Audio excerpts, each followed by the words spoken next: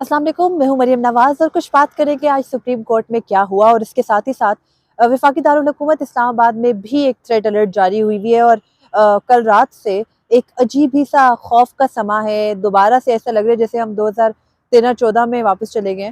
खैर, supreme court में आज सुबह से क्या हुआ ये आपके सामने रखती हूँ और आहिस्ता आहिस्ता उन तमाम से टॉपिक्स पर भी आएंगे जिनके बारे में बात कर रही हूँ। सुप्रीम कोर्ट में आज सुबह मामूल के मुताबिक ही हुई, लेकिन कोई भी दिन यहाँ पर पिछले दिन से कम सनसनीखेज नहीं होता। आज जब सुबह एक नोटिफिकेशन आया जो कि सुप्रीम कोर्ट के तर्जुमान की जानिब से आया था, और क्योंकि हमारी प्रेस एसोसिएशन बनी है सुप्रीम कोर्ट की एक, उसके अंदर भी जो है वो ये नोटिफिकेशन भेजा गया और उसमें ये लिखा था कि आइंदा से जो सुप्रीम कोर्ट को कवर करने वाले रेगुलर बीट रिपोर्टर्स हैं वो तभी सुप्रीम कोर्ट के इमारत में दाखिल हो सकेंगे जब वो अपने दफ्तरी कार्ड दिखाएंगे। इसमें कोई मुमानियत नहीं है, ये बिल्कुल ठीक बात है। इसके अलावा ये भी लिखा था कि सिक्योरिटी स्टाफ जो होगा वो आपकी चेकिंग करेगा, वो आपने करानी है, वो हम वैसे भी कराते हैं। आई थिंक ये कोई बात नहीं थी लिखने वाली।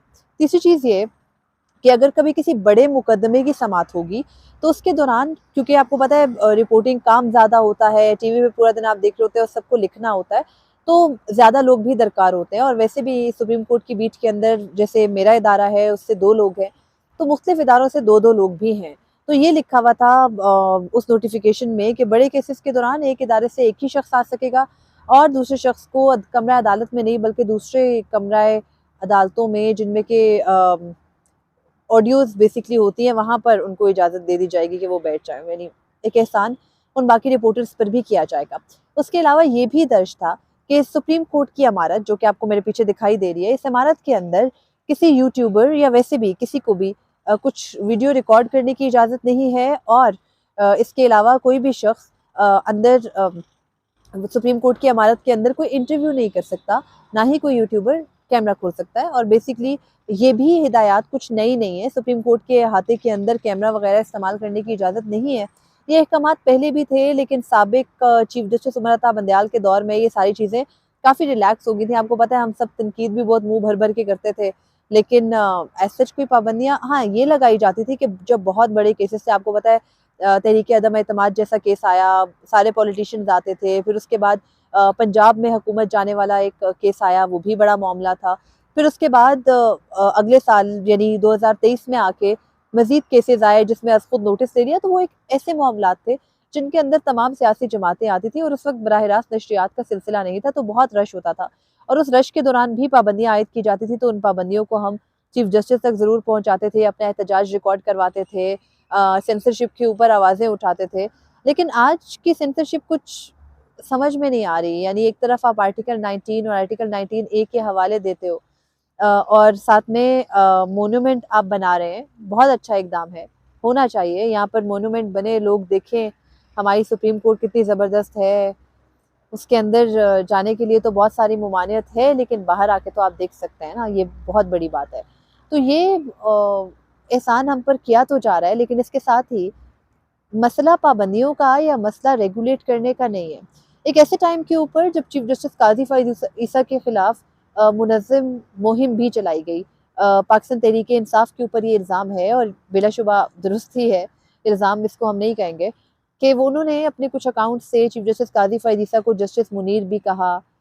उनकी ज़हनी हालत के ऊपर भी ट्रेंड्स बनाए गए।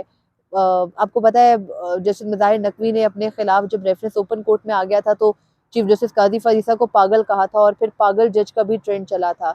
इससे पहले मुझे याद है जब चीफ जस्टिस काज़ी फ़रीसा का अपना रेफरेंस चल रहा था, यानी 2020-21 की बात है, तब उन्होंने ये पाकिस्तान के ऊपर एक बात की थी कि मुल्क में अगर नहीं कुछ ठीक से चल रहा होगा तो फिर ये गटर के जैसा ही होगा, कुछ इस तरह मिसाल देते हुए बात की थी। और उसके ऊपर ये प्रोपेगेंडा किया गया था कि शायद चीफ जस्टिस काज़ी फ़रीसा जो है वो मुल्क को गटर कह रहे हैं और उनके नाम से गटर जज का भी ट्रेंड चलाया गया था। तो ये सब कुछ माजी में भी होता रहा, अब भी हो रहा है। और आपको ये भी याद होगा कि जजेस के खिलाफ कैंपेन नई नहीं है।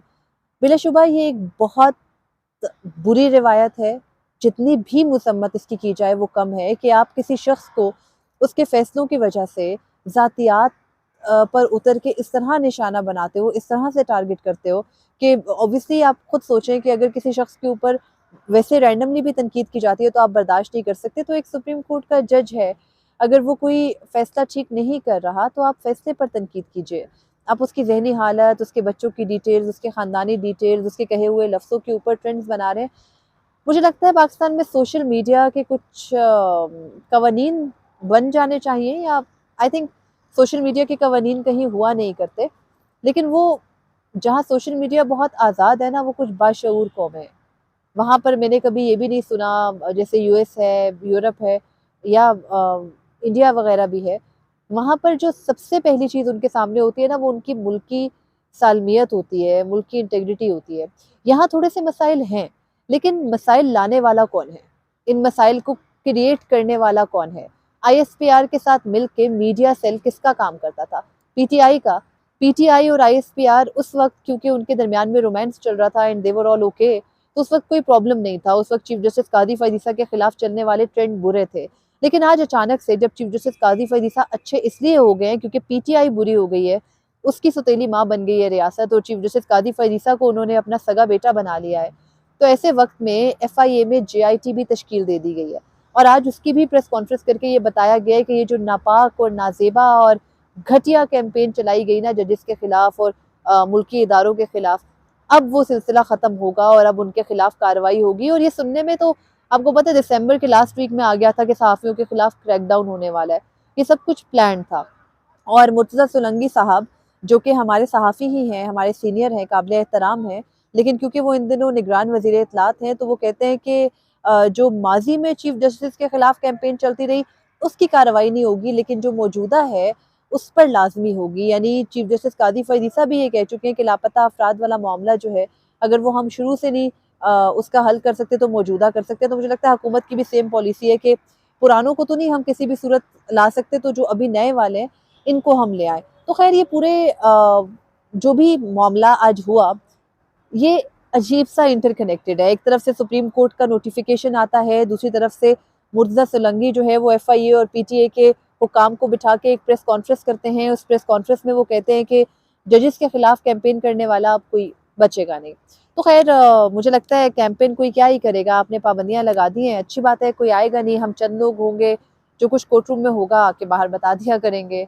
क्या ही ज़रूरत है, वो आज़ादी इज़हार राय सब कुछ ख़त्म है। और आपने शायद ये भी नोट किया हो कि 13 जनवरी 2024 जब से पाकिस्तान तहरीक-ए-इंसाफ के इंतखाबी निशान वाले केस का फ़ैसला आया, उसके बाद से सुप्रीम कोर्ट ने अपनी लाइव स्ट्रीमिंग भी जो है वो रोक दी है, वो भी नहीं हो रही। तो ऐसे हालात में जो हम चंद एक 40-50 के करीब लोग हैं, जो कोर्ट रिपोर्टर्स हैं, मुख्तलिफ इदारों से ताल्लुक़ रखते हैं, उनको आने की इजाज़त होगी, बड़ा एहसान होगा, हम आप तक हक़ाइक़ पहुँचाते रहेंगे, बिल्कुल अवाम ने परेशान नहीं होना। ख़ैर उसके अलावा ये कि आज सुप्रीम कोर्ट में एक इंतखाबी उज़्रदारी का केस भी था, जिसमें कि बलूचिस्तान के एक इलाके में 2018 में जब कागज़ात नामज़दगी जो है वो मुस्तरद कर दिए थे, एक उम्मीदवार के एक हलके में, शेरवान में आई थिंक शेरवान ही इलाके का नाम है, वहाँ का एक उम्मीदवार है जिनके के कागज़ात नामज़दगी मुस्तरद हुए, तो उन्होंने अपने जो मुखालिफ उम्मीदवार थे, उनके कागज़ात नामज़दगी एक्सेप्ट होने पर अदालत से रुजू कर लिया, और फिर ये मामला अब सुप्रीम कोर्ट में 2024 में आके पहुंचा, जबकि अगले इंतखाबात में 2 हफ्ते बाकी रह गए। तो ऐसे वक्त के ऊपर चीफ जस्टिस कादी फ़ैज़ ईसा ने कुछ अहम रिमार्क्स दिए। उन्होंने ये कहा कि ट्रिब्यूनल के फैसलों के खिलाफ, यानी जो इलेक्शन ट्रिब्यूनल है, उसके फैसले के खिलाफ आप रिट दायर नहीं कर सकते। आपको पता ना, पीटीआई के जितने लोगों के ट्रिब्यूनल से खारिज हो रही थी अपीलें, वो सारी की सारी रिट में गई लाहौर हाई कोर्ट में, वहाँ पर आईनी दरख्वास्तें दायर हुई, और फिर लाहौर हाई कोर्ट या दीगर हाई कोर्ट से उनको कहीं न कहीं से रिलीफ भी मिला। तो चीफ जस्टिस कादी फ़ैज़ ईसा ने इस तनाज़ुर में एक अहम बात की, और उन्होंने कहा कि ट्रिब्यूनल और हाई कोर्ट जो है वो उनमें क्या फ़र्क है कि जब ट्रिब्यूनल में भी हाई कोर्ट के जजेस बैठे हैं, तो आप क्यों ट्रिब्यूनल के फैसलों के खिलाफ हाई कोर्ट में जाते हैं? हाई कोर्ट कोई इंट्रा कोर्ट अपील का फ़ोरम नहीं है, यानी ट्रिब्यूनल से ऊपर का फ़ोरम नहीं है। तो चीफ जस्टिस कादी फ़ैज़ ईसा का ये कहना, और ये दुरुस्त बात भी है कि वो गलत नहीं कह रहे थे कि ट्रिब्यूनल का जो लेवल है वो हाई कोर्ट के बराबर ही है। ये बात लेकिन अभी सेटल हो रही है कि ट्रिब्यूनल के फैसलों के खिलाफ हाई कोर्ट में जाया जा सकता है, या फिर डायरेक्ट सुप्रीम कोर्ट आया जाए। वैसे आना तो टेक्निकली डायरेक्ट सुप्रीम कोर्ट में चाहिए, लेकिन इस तरह भी सुप्रीम कोर्ट में एक जो दरख्वास्तें हैं उनका अंबार लग जाएगा, और फिर सुप्रीम कोर्ट उन्हें कैसे बैलेंस आउट करेगी, ये फैसला भी सुप्रीम कोर्ट को करना है। तो आज चीफ जस्टिस कादी फ़ैज़ ईसा ने दोबारा से इलेक्शन कमीशन की आईनी अहमियत दोहराई, और कहा कि ये आइन में लिखा एक हमारा दर्ज इदारा है, आज़ाद है, हमारे मातहत नहीं है, अगर कोई बहुत ज़रूरी चीज़ ना हो तो सुप्रीम कोर्ट इलेक्शन कमीशन के मामलात में मुदाखलत नहीं करती। तो इस सारे सिनेरियो के अंदर समझ कुछ ये आ रहा है कि इंतखाबात 8 फरवरी 2024 को होंगे। उसमें पीटीआई हो या ना हो, नोबडी केयर्स। इलेक्शन कमीशन का जो भी किरदार है, इलेक्शन कमीशन खुद मुख्तार है, वो जो भी करे, सुप्रीम कोर्ट तब तक, जब तक कि कुछ बहुत ज़रूरी ना हो जाए, इलेक्शन कमीशन को कुछ नहीं कहेगी। और उसके अलावा मुल्क में इस वक्त जो कुछ भी हो रहा है उसके ऊपर अगर आप आवाज़ उठाएंगे तो ठीक। आवाज़ उठाने के लिए जो अल्फाज आप इस्तेमाल करेंगे वो उन लोगों की मर्जी के होने चाहिए जिनके खिलाफ आप आवाज़ उठा रहे हैं। यानी अगर आप चीफ जस्टिस के खिलाफ कुछ कह रहे हैं तो चीफ जस्टिस के मर्जी के अल्फाज होने चाहिए। अनवारुल्लाह काकड़ के खिलाफ कुछ कह रहे हैं तो उनके मर्जी के होने चाहिए। और अगर आर्मी चीफ के खिलाफ कोई बात कर रहे हैं या उनकी किसी कारकर्दगी पर कोई आपको प्रॉब्लम है ना, तो फिर वहां भी उनसे इजाजत लेके आप बात करें। या फिर ये पूरा मामला इजी भी हो सकता है, अगर आप सिर्फ आर्मी चीफ से इजाजत ले लें तो आई थिंक बाकी सबके मसाइल खत्म हो जाएंगे और वो मुहज़्ज़ब जुबान आप इस्तेमाल कर सकेंगे। तो ये कुछ आपको पता है डेवलपमेंट्स आज के दिन में हुई। इसके साथ ही इस्लामाबाद में एक थ्रेट अलर्ट भी जारी हुआ, गुज़िश्ता रात हुआ। और उसके बाद क्योंकि बहरिया यूनिवर्सिटी, एनडीयू और डिफेंस की जो यूनिवर्सिटीज़ हैं उनके ऊपर ये कहा जा रहा था कि आज कोई सुसाइड अटैक खुदा ना ख्वास्ता एक्सपेक्टेड है, उसका अंदेशा है, इंटेलिजेंस कुछ सोर्सेज ये क्लेम करी थी।